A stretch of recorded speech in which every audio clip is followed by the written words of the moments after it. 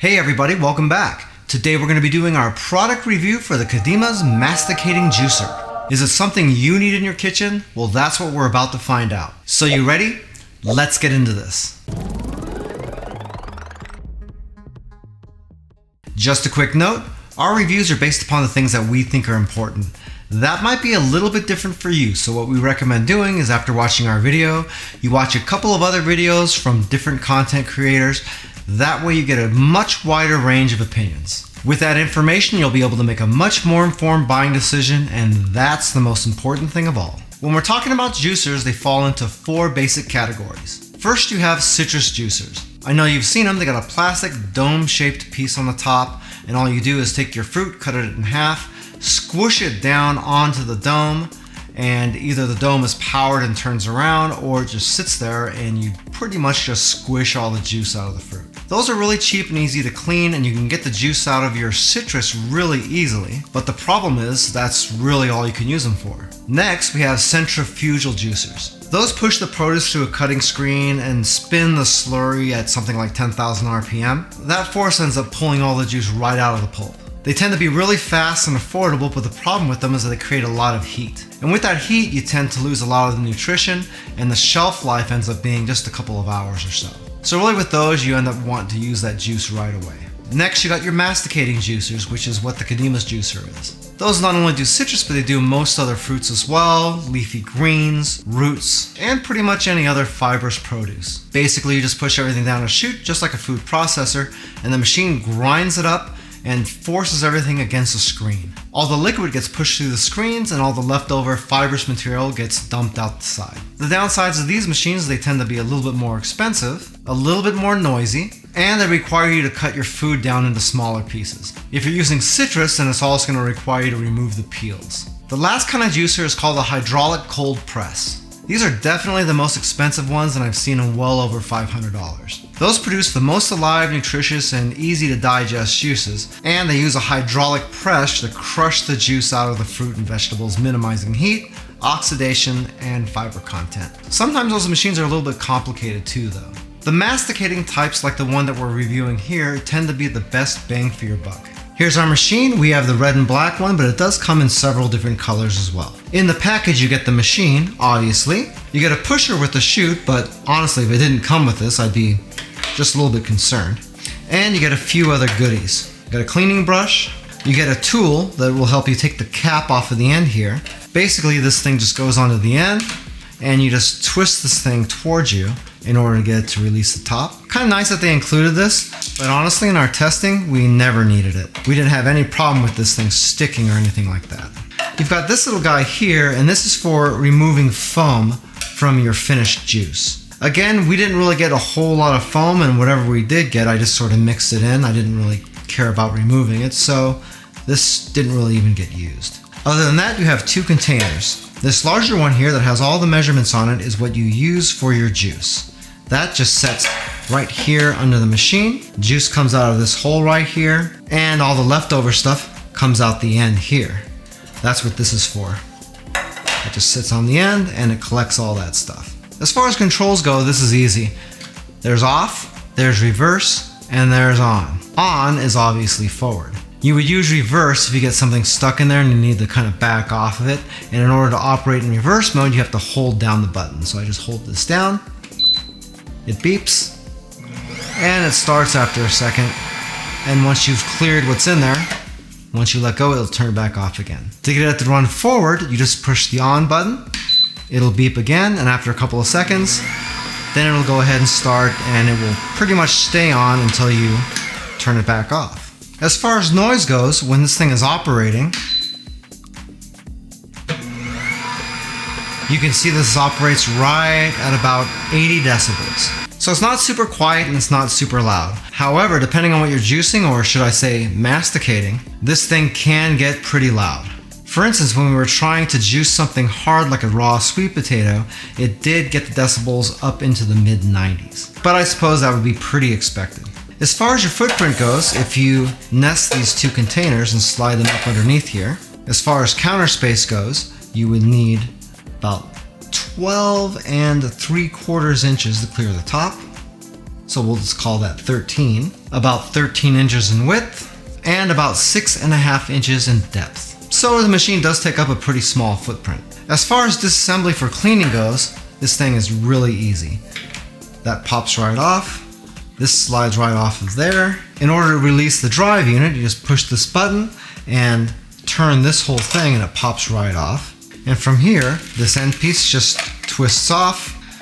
You've got your screen that just slides on, and you've got your spindle in the middle that just slides on out as well. So you can see it comes apart really easy, and these are the only parts you ever have to clean. They all clean up pretty easy too. The base throughout our testing never really got a drop of anything on it, so that stayed pretty much perfectly clean.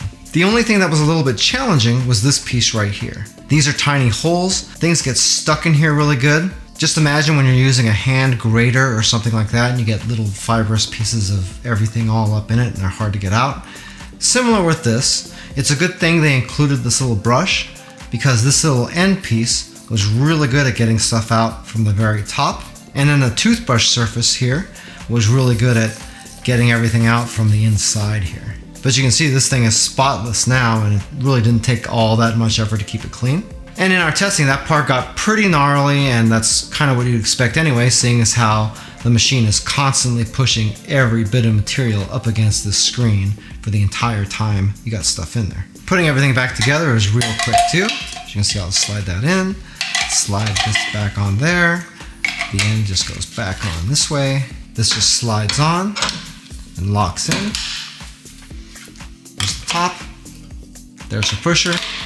And there's this stuff. So pretty darn quick if I do say so myself. Hey, by the way, if this is your first time here and you want to learn some cool new recipes, get some great cooking tips and tricks and all sorts of other kitchen related things, then start now by subscribing to the channel and clicking the notification bell so you never miss a thing. For testing, we tried 2 of the recipes that are in the quick start guide, and we also made a couple for ourselves. We made one called Popeye's Secret Sauce that was made up of a whole bunch of spinach, a couple of medium-sized raw sweet potatoes, and a green apple.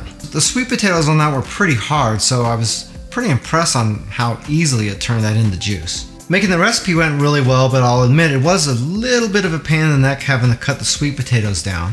I'm thinking that Kedemas probably could have made the chute a little bit bigger, and that way you wouldn't have to cut things down quite as small. I don't know how that would affect the design of the rest of the machine, but I will admit it did get to be a little bit irritating. Also with some of the sweet potatoes, they get down to where the spindle is at the bottom, and you'd have to put quite a bit of force on the pusher to get them to push down into it in order to masticate. A couple of times while we were trying to push sweet potatoes through there, they'd get caught up down at the bottom where the spindle is, and I had to apply quite a bit of force down on the pusher to get them to go down in there. I was putting enough pressure on it to where I was getting a little bit worried, so I was putting my hand down underneath the shaft trying to support it because I didn't want to risk breaking the machine. Granted, there were no signs of that actually happening. I didn't get any funny noises or cracking sounds or anything like that. But it is plastic and I was pushing pretty hard on that thing, so that was more of a precaution than anything else. But it did seem like that spindle was kind of having a hard time getting a grip on it until I'd get it down in there really good.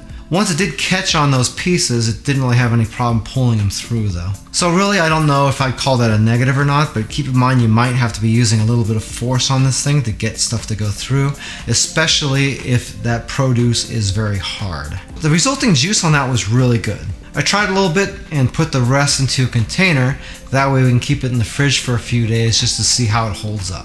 Next we did a recipe out of the book called Antioxidant Rich Pineapple Juice. For that we had to slice up some pineapple, halve and seed a couple of peaches, and peel and quarter a couple of oranges. The pineapples were pretty easy to prep for this because really if you cut a pineapple the normal way they're going to be pretty thin pieces anyways, and those went right down the chute no problem. As far as the peaches go, our local grocery didn't have any for whatever reason, so I ended up getting nectarines. But for the purposes of this recipe and the test, they should be perfectly fine. Obviously, you gotta take the seeds out of those. Cutting the nectarines in half still made them too big to go down the chute, so I ended up quartering those. The nectarines I got are smaller than your average peach, so I was a little bit surprised I had to quarter them. But if I got softer ones, they probably would have squished down that chute no problem anyway. So that wasn't really an issue. As far as the oranges go, and that's going to go with any kind of citrus that you use in a juicer like this, they are a little bit of a pain in the neck because you got to go ahead and peel them completely. And I had to remove the seeds also, which actually goes for any produce that you put into this machine. Leaving the seeds in is going to make the juice a little bit more bitter, so you want to avoid that if you can.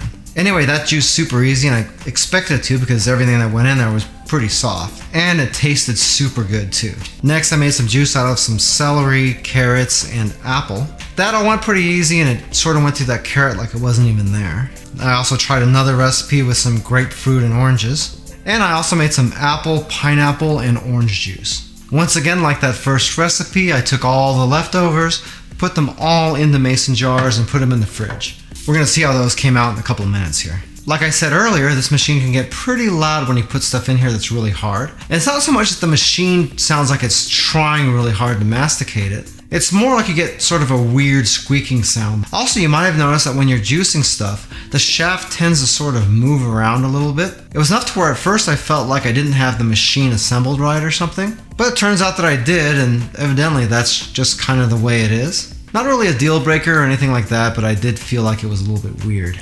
And just in case you wanted to know, this machine uses 150 watts of power. That's something I was really surprised with. I thought it was more powerful than that because it kind of felt like it was. But it did a good job, so I guess it doesn't need to be. Now let's check out our saved juices. Alright, we're going to test these in no particular order. I'm a moron and I didn't label these, so you're going to find out which ones they are at the same time I do. I've had them in the fridge for 3 days.